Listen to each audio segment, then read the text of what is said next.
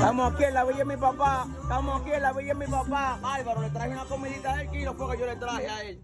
El hueso, le tapa la carne, que eso te lo trajo el hijo tuyo, fue a confianza. ¿Qué carne? Esa es filete de vaina, de cocodrilo. Filete de cocodrilo. Él sabe que Destápaselo a la gente.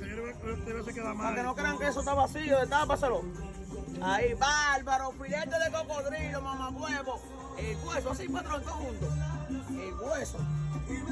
Bárbaro, esa no es válida, es tuya.